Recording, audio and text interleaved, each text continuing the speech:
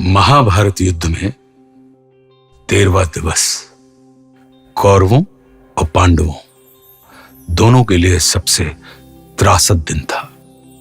13वां दिन एक ऐसा दिन था जब अनीति अपने चरम पर थी। मैं आज आपको उसी 13वें दिवस की दास्तान इस कविता के माध्यम से सुनाने जा रहा हूं। जब कुरुक्षेत्र की समर भूमि में सरशैया पर भीष्म हुए, तब कुरुकलंक के नैनों में क्रोधाग्नि लगी और ग्रीष्म हुए।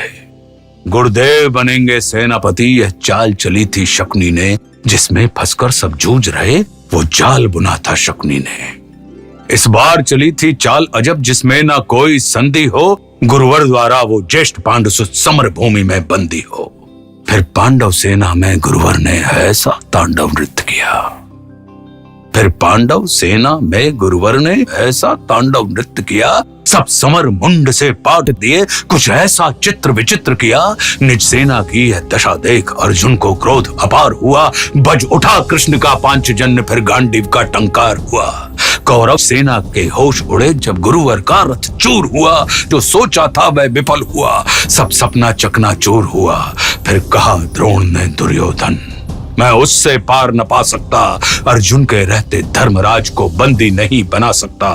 फिर कहा त्रिगर्तों ने मिलकर, हम प्राण पे प्राण लड़ाएंगे, हम अर्जुन को ललकारेंगे और दूर तलक ले जाएंगे। हम जान रहे हैं अर्जुन से पा सकता कोई पार नहीं, पर इससे बढ़कर मित्र तुम्हें मैं दे सकता उपहार नहीं।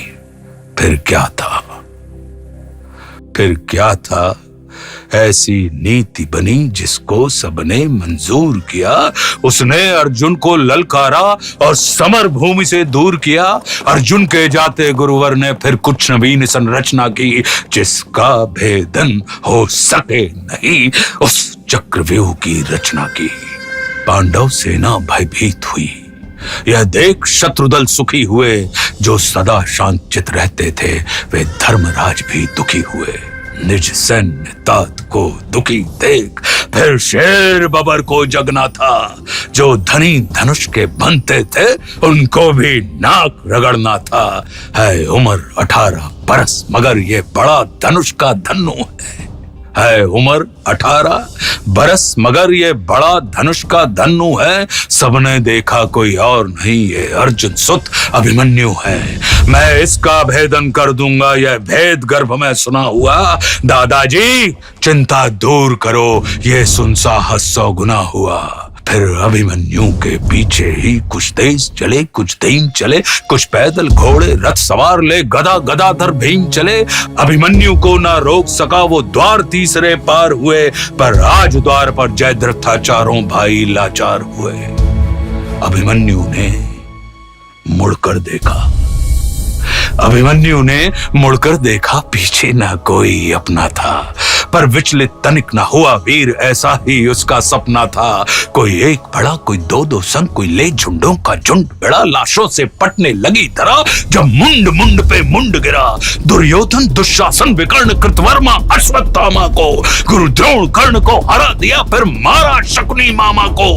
वह कर्ण भिड़ा जो दुर्योधन के विजय लक्ष्य की आशा था, वो कर्ण भिड़ा जो दुर्योधन के अंतर्मन की भाषा था। वह कर्ण भिड़ा जो एक साथ 100 बाण चलाने वाला था, वह कर्ण भिड़ा जो दुर्योधन को विजय दिलाने वाला था। सबने देखा वो अंगराज रथ सहित धरा पर पड़ा मिला।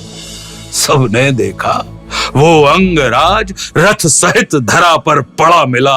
कुछ चेत हुआ तो भाग गया, वो दूर सभी को खड़ा मिला। फिर दुर्योधन हो गया कुपित, ले सबका नाम पुकारा है। सब ऐसे साथ मिलकर मारो, ऐसा आदेश हमारा है। फिर एक साथ भिड़ गए सातों ने ऐसा काम किया। रथ तोड़ सारथी को मारा, घोड़ों का काम तमाम किया। तलवार तीर जब टूट गए तो रथ के चक्के उठा लिए। उस रथ के टूटे चक्के से कितनों के छक्के छुड़ा दिए। यह देख अधम दुशासन ने तब सर पर गदा प्रहार किया। गिर गया धरा पर वीर, तभी पीछे से उसने वार किया। सब नियम युद्ध के भूल गए और ऐसा अत्याचार किया, फिर बारी बारी से सबने उसके सीने पर वार किया। सब मायापत की लीला है। मैं कृष्ण लिखूं, घनश्याम लिखूं, कितनों को धूल चटाया है, कितने गुरुओं के नाम लिखूं। शब्दों में सहज सुशीलापन, अब कविता को विश्राम लिखूं। मैं उस बालक अभिमन्यु को अब अंतिम बार प्रणाम लिखूं।